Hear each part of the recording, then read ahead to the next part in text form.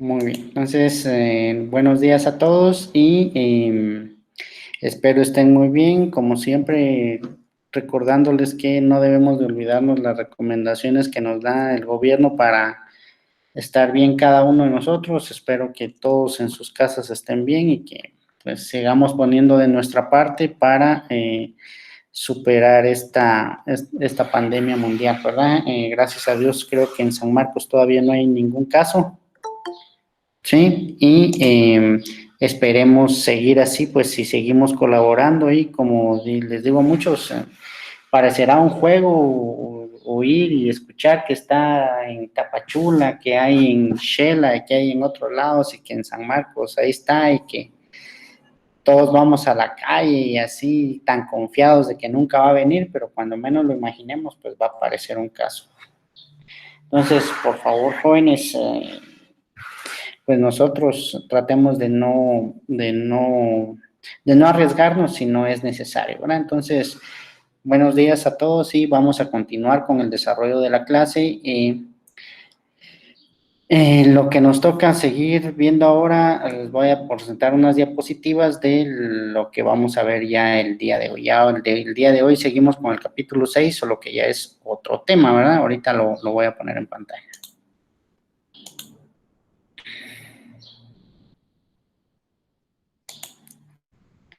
Bueno, el último día veíamos el análisis de armaduras por el método de secciones, que fue el problema que terminamos el día de ayer.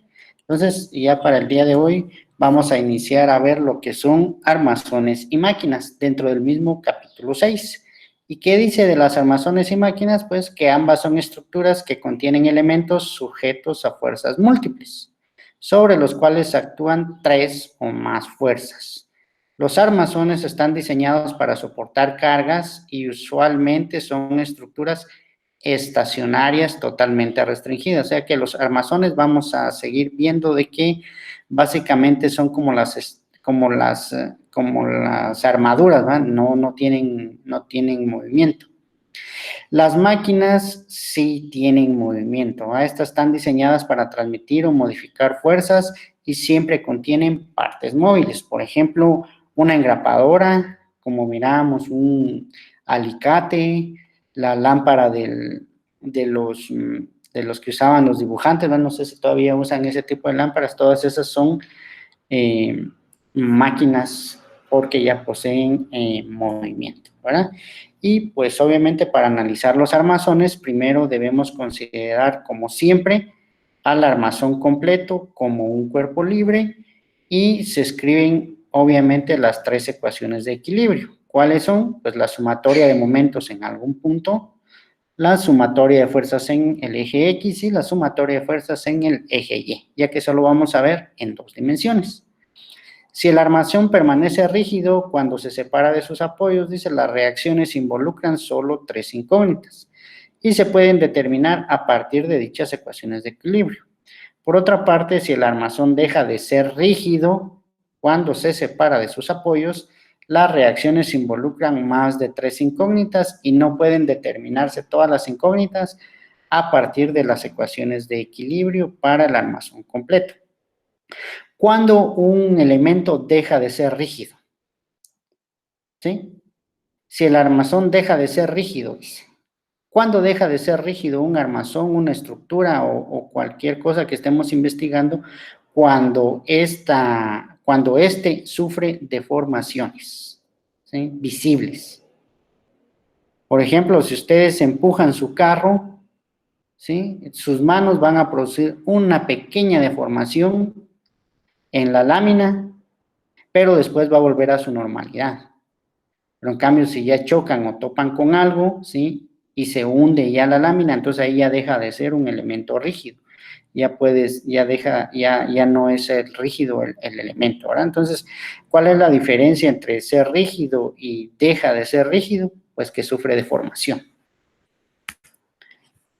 Cuando se desensambla el armazón, dice, y se identifican los diversos elementos que los constituyen como elementos sujetos a dos fuerzas o elementos sujetos a fuerzas múltiples. ¿Qué vamos a hacer? Obviamente vamos a a desarmar el armazón como lo mirábamos en las primeras diapositivas, ¿verdad? Si se recuerdan, aquí está, ¿verdad? Que son los armazones, obviamente son los marcos, ¿verdad? Precisamente si hay dos elementos, se separan los dos. Primero lo vemos como un todo, luego separamos los elementos, ¿verdad? Eso es para recordar, ¿verdad? Entonces dice que se dibuja el diagrama de cuerpo libre de cada uno de los elementos, observando que cuando dos elementos sujetos están conectados al mismo elemento, este último actúa sobre los elementos sujetos a fuerzas múltiples, con fuerzas iguales y opuestas de magnitud desconocida. Dice que actúan sujetos a fuerzas múltiples y con fuerzas iguales y opuestas. Fuerzas iguales y opuestas es la tercera ley de Newton. No nos olvidemos de eso. Cuando dos elementos están sujetos a fuerzas múltiples y están conectados por un perno, estos ejercen entre sí fuerzas iguales y opuestas cuya dirección es desconocida, las cuales se deben representar por dos componentes desconocidas. O sea, ya saben, cuando tenemos un perno, ¿sí? Un perno fijo, decimos que tenemos una reacción tanto en X y en Y. ¿Por qué la dirección es desconocida? Porque la verdadera reacción sería la magnitud de esas dos, de X y Y. ¿Cuál es la magnitud de X y Y? Pues es la raíz cuadrada de esas dos componentes. ¿Y cuál sería entonces la dirección? Acuérdense que tenemos la tangente inversa de la componente en Y dividido el componente en X. Les recuerdo que eso es de vectores, ¿verdad? Cuando tenemos vectores en dos dimensiones, si tenemos las componentes de un vector y queremos hallar la magnitud, pues hacemos el Pitágoras de las dos para obtener la magnitud y la tangente inversa de Y partido X para hallar la dirección. Por eso dice que no es conocida. La suponemos en dos reacciones X y Y, ¿verdad? Entonces, se pueden resolver las ecuaciones de equilibrio obtenidas a partir de los diagramas de cuerpo libre, tanto del elemento completo como de los elementos por separado, ¿verdad? Y todo eso lo hacemos para determinar todas las fuerzas internas que hay. ¿Cuáles son las fuerzas internas? Pues las fuerzas internas que actúan en cada uno de los elementos del armazón o la armadura que estemos verificando o solucionando, ¿verdad? Entonces, ya dijimos, ¿verdad? Que como tenemos tres ecuaciones, ¿verdad? Si tenemos por lo menos o menos de tres incógnitas, decimos que el armazón es estáticamente determinado y rígido.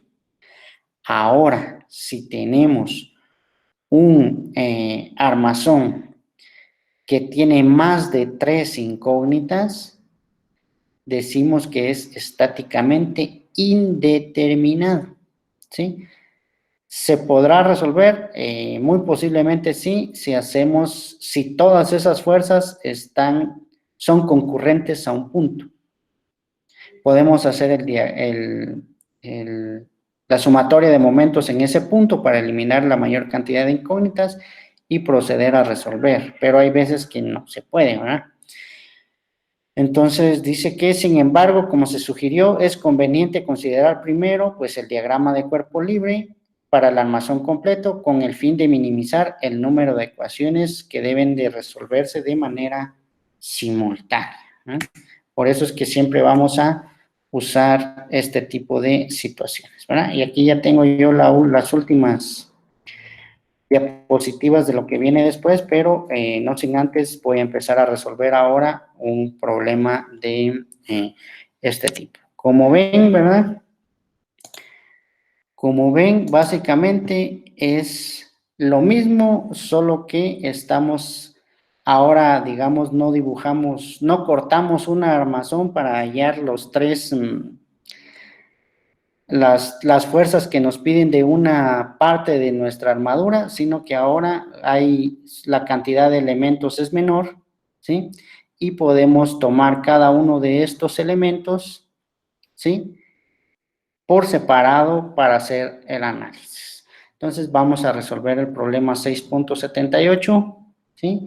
Donde dice determine las componentes de todas las fuerzas que actúan sobre el elemento A, B, C y D.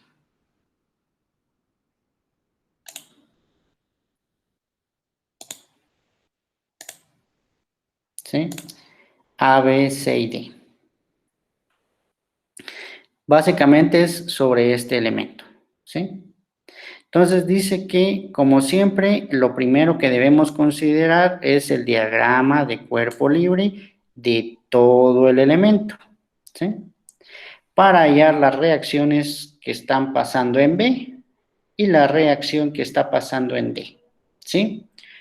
Entonces, digamos que yo voy a tener a la vista en este primer diagrama de cuerpo libre todas las fuerzas externas, ¿sí? Las fuerzas externas son las que están actuando aquí en el punto B y en el punto D. Aquí en el punto C, ¿sí? Vamos a considerarlo como una parte de la armadura. ¿Por qué? Porque está interna, digamos, está en medio de la parte donde están haciendo, donde están actuando todas las fuerzas, ¿sí?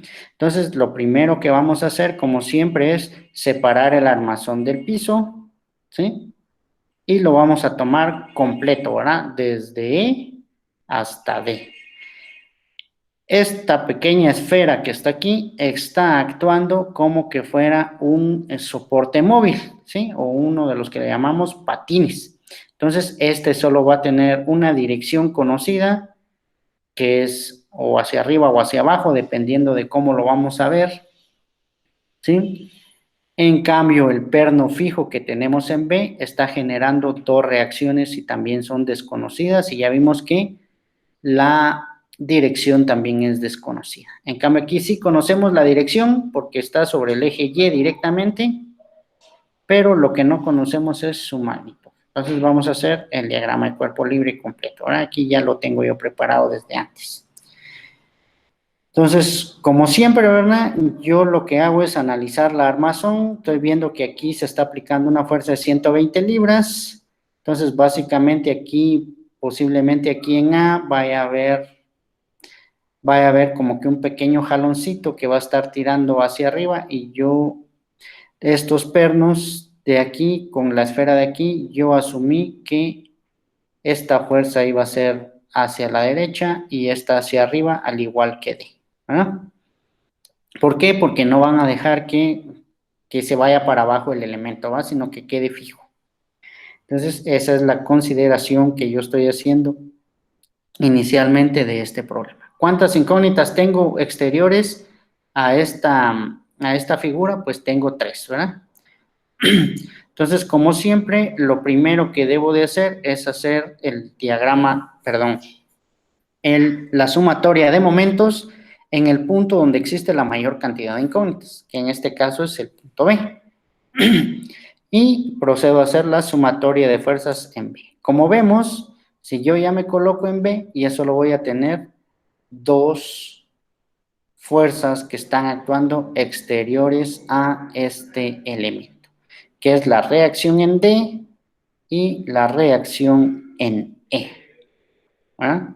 Entonces, como siempre, les quiero recordar que cuando tenemos estos momentos en dos dimensiones es la distancia en X por la fuerza en Y, o la distancia en Y por la fuerza en X. ¿Ah? Y básicamente, entonces, de la línea de acción de las fuerzas, yo puedo tener esta parte de aquí. Por ejemplo, esta reacción en D, que la distancia van a ser 4 más 2, son 6 pulgadas, y del punto B, ella me va a estar haciendo girar en contra de las manecillas del reloj. Por lo tanto, esta reacción este momento es positivo. Si yo me coloco en el punto B, voy a tener actuando aquí la de 120 libras. Entonces va a ser el movimiento hacia este lado, ¿sí? Y obviamente va a favor de las manecillas del reloj. Entonces yo voy a tener un momento negativo. O sea que yo tengo un positivo que es el D y un negativo que es el de 120. Entonces aquí está, miren. La D la voy a multiplicar por la fuerza en Y, la voy a multiplicar por la distancia en X, que son 6, y la fuerza en X la voy a multiplicar por la distancia en Y, que son 4, que son las dos que están aquí, y nos ha quedado pues una ecuación pues bien sencilla, donde 120 por 4 nos da 480, y si lo dividimos dentro de 6, la reacción en D nos ha quedado de 80 libras, ¿verdad? Está bien fácil.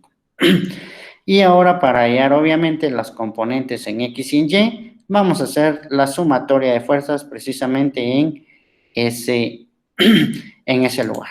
¿Ah?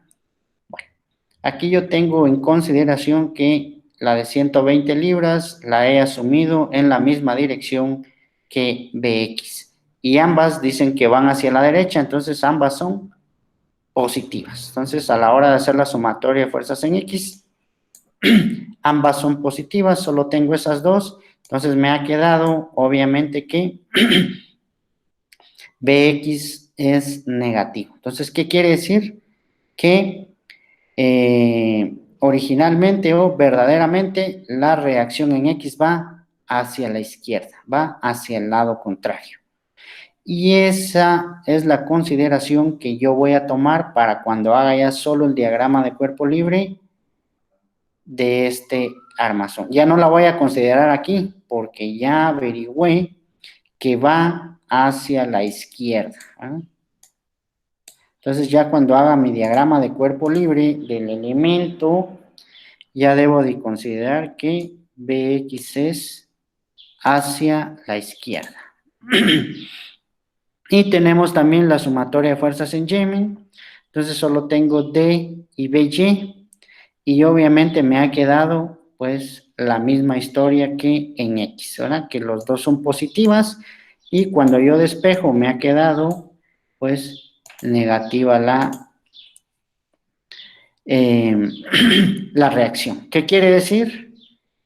Que va hacia abajo, ¿sí? Entonces, ya hallando estas reacciones, entonces yo, como me pidieron, en el ejemplo me dice el elemento A, B, C y D es este de aquí. Entonces, ahora que ya tengo y conozco esas reacciones que están actuando acá, yo voy a pasar a hacer mi diagrama de cuerpo libre ya de él solito, tomando las consideraciones obviamente del caso que tenemos acá. Por ejemplo, entonces aquí ya separé, ¿verdad?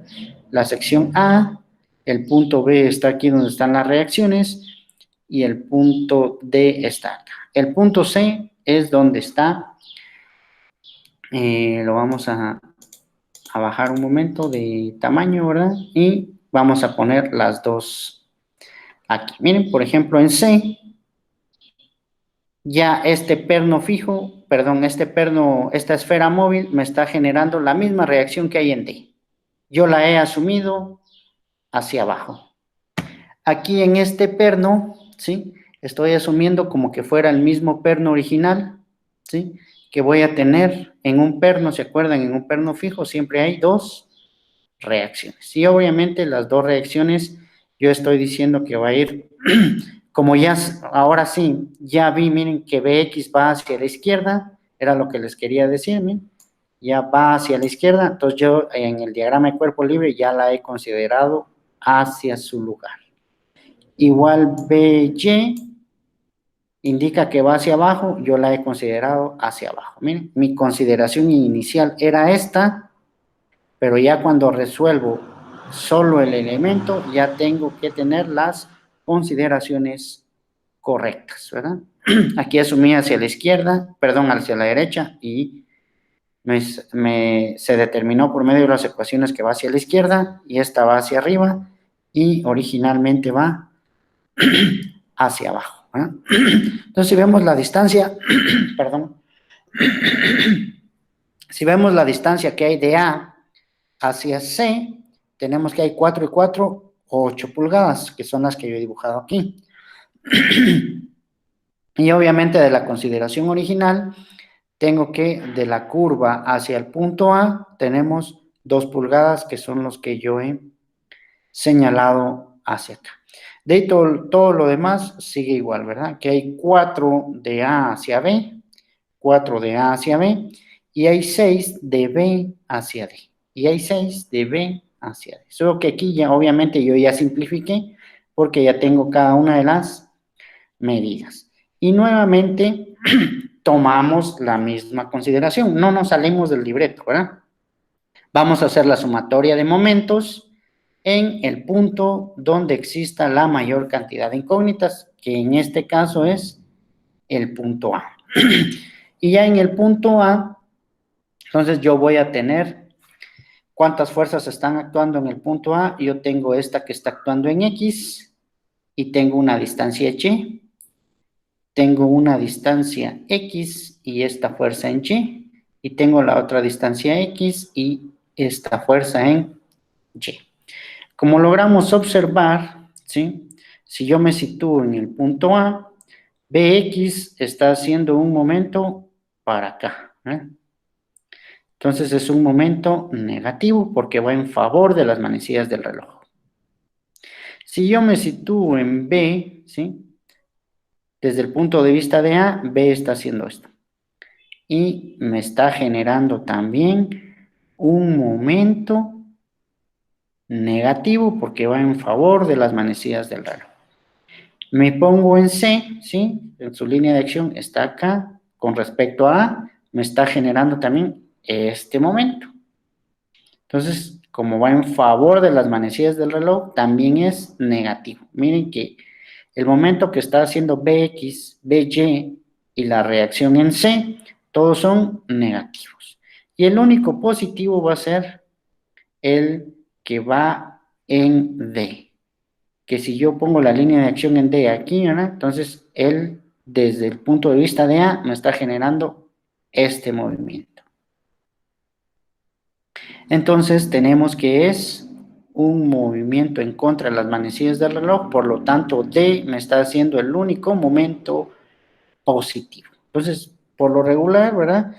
Si queremos facilitarnos las cosas, yo lo que siempre hago es siempre poner el momento, si hay alguno, ¿verdad? El momento positivo de primero y todos los negativos, pues después seguidos, ¿verdad? Entonces es 80 miren, del punto A a D hay 10 pulgadas, entonces es 80 por 10. Luego de A hacia donde actúa BX hay 2 pulgadas, entonces son 80 por 2, no, es 120, perdón, 120, que es la que está aquí, 120 por 2. Luego tengo de A hacia C que hay 8 y C no la conozco. Y luego conozco BY que son 80 y la distancia que hay perpendiculares al punto A por la línea de acción de la fuerza son 4, que es la ecuación que yo ya tengo acá. Y nos vamos a regresar a esa página, ¿verdad? Entonces ya vimos que tengo 80 libras por su distancia, 10. Luego tengo C por 8. Luego tengo los 120 por 2 y luego los 80 que tengo aquí por 4. Recuerden que estas tres yo las determiné con el diagrama de cuerpo libre del elemento completito, ¿eh? Entonces, por ejemplo, ¿qué pasa? ¿Por qué yo no consideré a X y a Y en el primer diagrama? Porque son las fuerzas internas que están actuando en A. Y recuérdense que los diagramas de cuerpo libre son solo para estudiar las fuerzas que están actuando externas al movimiento, ¿sí? Cuando yo ya imaginariamente le quito este bastidor, digámoslo así, que va de A hacia E, entonces ya estas fuerzas se convierten en externas porque ya están actuando, miren, fuera del elemento, igual que C.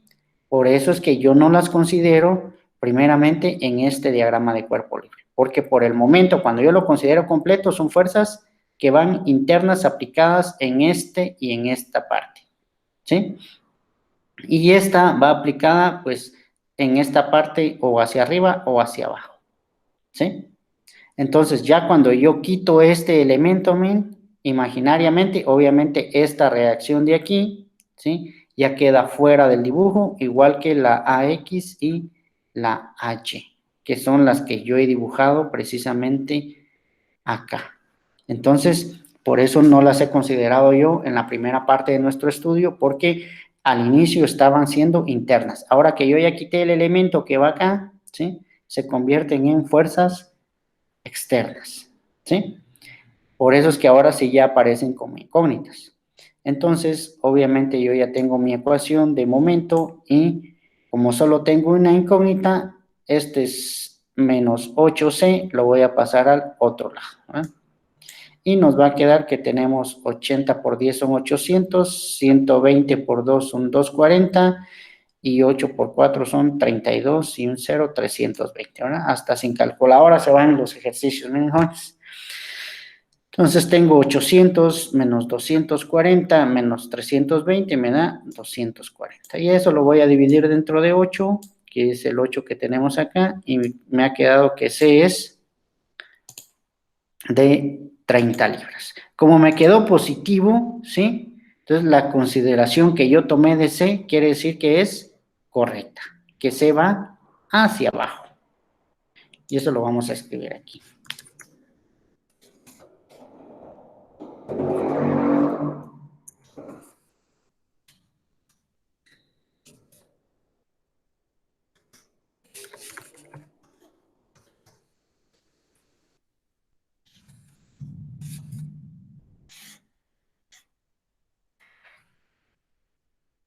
Entonces, como ven, como le repetía yo la otra vez, ¿qué quiere decir el signo positivo? Que la consideración que yo hice de la fuerza es correcta. O sea, me salió positiva. ¿Qué quiere decir? Que, miren, va hacia abajo. No porque me salió positiva quiere decir que la fuerza vaya hacia arriba. No. ¿Sí? Lo único que quiere decir es que la consideración que yo hice de mi fuerza es correcta. Entonces yo la consideré hacia abajo, ¿sí? Si me salió positivo, es porque entonces efectivamente va hacia abajo. Y ahora, como ya tengo la fuerza en C, ¿sí? Yo puedo hacer, miren, en X solamente tengo dos fuerzas, entonces voy a hacer mi sumatoria de fuerzas en X, que tengo la AX, la he considerado como positiva, y la BX nos salió que va hacia la izquierda, que es negativa. Entonces tengo que AX menos 120 es 0 y tengo que AX es 120 libras, ¿verdad? Y como me salió positiva, indica que así como la dirección que yo asumí es correcta. O sea que yo la asumí hacia la derecha, entonces va hacia la derecha. Aquí está, ¿verdad? Ya los vamos a ir subrayando. Y la sumatoria de fuerzas en Y, también yo asumí lo mismo, ¿verdad? Que a Y va hacia arriba, ¿sí? Porque miren, como todas estas yo las asumí hacia abajo, ¿sí? Obviamente, pues, para mantener el equilibrio, esta debe de ir hacia arriba, ¿verdad? Eso es parte de lo que ustedes deben de hacer. Ustedes la pueden considerar hacia abajo, perfecto. Les va a quedar negativo, entonces va a decir que, ¿qué quiere decir? Que la dirección está incorrecta, ¿verdad? Que va hacia el lado contrario. Entonces aquí volvemos a hacer, ¿verdad? En Y, ¿cuántas hay? En Y tengo a Y y D que son positivas y BY y C son negativas. Aquí está, ¿verdad? AY es positiva con D y BY y C son negativas. Entonces, menos 80 con D nos salió 80, ¿verdad? 80 menos 80 se elimina.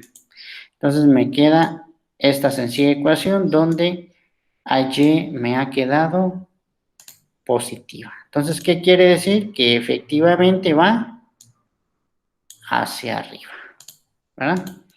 Esas son las consideraciones que debemos hacer. Cada vez que nos salga una fuerza positiva, ¿sí? Quiere decir que yo la asumí correctamente. Si la asumí para abajo, me va a quedar positiva si esa fuerza va hacia abajo, tal como está aquí.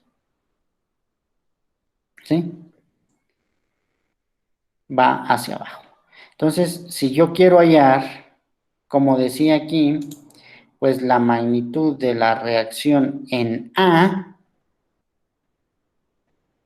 entonces yo lo que tendría que hacer acá, tendría que hacer yo el Pitágoras de AX y AY, ¿sí? Si quieren lo vamos a hacer de una vez, ¿sí? Entonces la magnitud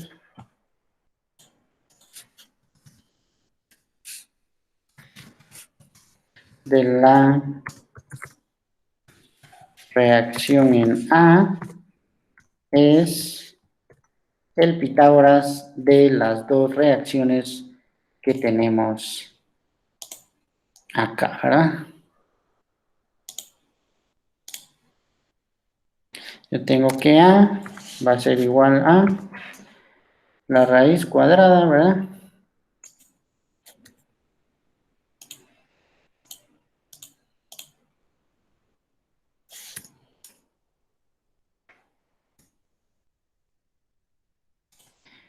Vamos a poner aquí, este es doble y el siguiente también es doble, ok. De A x elevado al cuadrado más a y elevado al cuadrado, ¿no? Y por obvias razones vamos a tener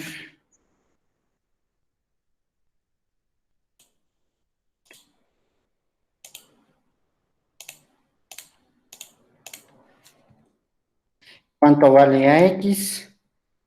AX vale 120 libras elevadas al cuadrado más las 30 libras de la reacción en Y elevadas al cuadrado. Entonces, si alguien tiene calculadora ahí que me vaya haciendo los cálculos, por favor, ¿cuánto nos sale ahí de 120 y 30?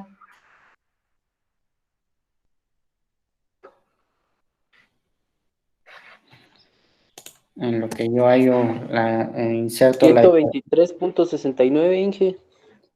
123.69.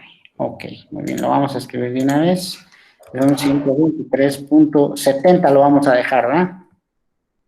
Libras. ¿Sí? Y obviamente vamos a tener que el ángulo, ¿sí? Va a ser igual a la tangente inversa de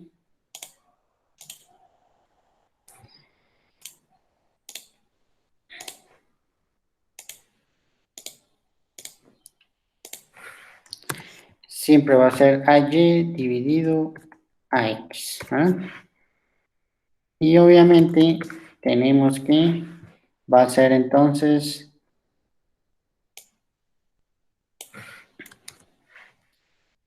la tangente inversa de AY. ¿Cuánto vale AY? Vale 30 y AX vale 120. Entonces la tangente inversa de 30 partido 120, ¿cuánto nos da? 14.03. 14.03 y estos son, obviamente son grados, ¿verdad? 14.03 grados. Deben de recordar, ¿verdad? Que ambas salieron positivas, ¿verdad? Entonces, si ella es positiva y ella es positiva, ¿en donde ambos vectores, tanto la componente en X como la componente en Y son positivos? En el primer cuadrante, ¿sí? Y entonces este es el ángulo original que queda, ¿verdad? Que es 14. Como está en el primer cuadrante, siempre este va a ser el ángulo original. Entonces, vamos a tener las consideraciones de las direcciones y signos de nuestras reacciones, ¿verdad? Ambas son positivas, Entonces están en el primer cuadrante y en el primer cuadrante pues obviamente va a estar positivo el ángulo. Entonces el ángulo es de 14.03 grados. ¿Sí? Ya por si hallamos ya la magnitud de la reacción en A, ¿verdad? Eso es si fuera así, ¿verdad? Entonces, ¿se entendió el problema? Ya vieron, como ven, son problemas sencillos, ¿verdad? Que la mayoría de problemas está así y lo podemos tomar en consideración para resolver todos los demás problemas de esa sección. ¿Alguna duda? ¿Algún comentario?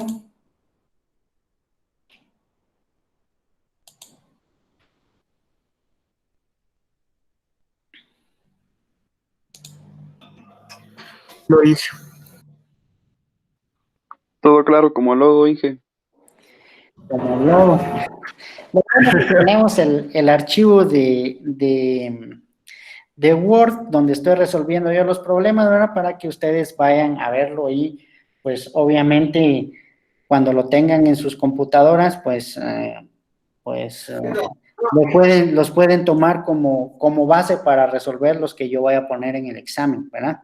Entonces eso no es ningún secreto, que pueden ver sus copias, ¿verdad? Y sus problemas resueltos para resolver este tipo de situaciones. Obviamente, jóvenes, voy a tomar ciertas consideraciones para que procedamos de la mejor manera y ver que de verdad ustedes estén comprendiendo lo que estamos transmitiendo por medio de estas clases en línea, ¿verdad?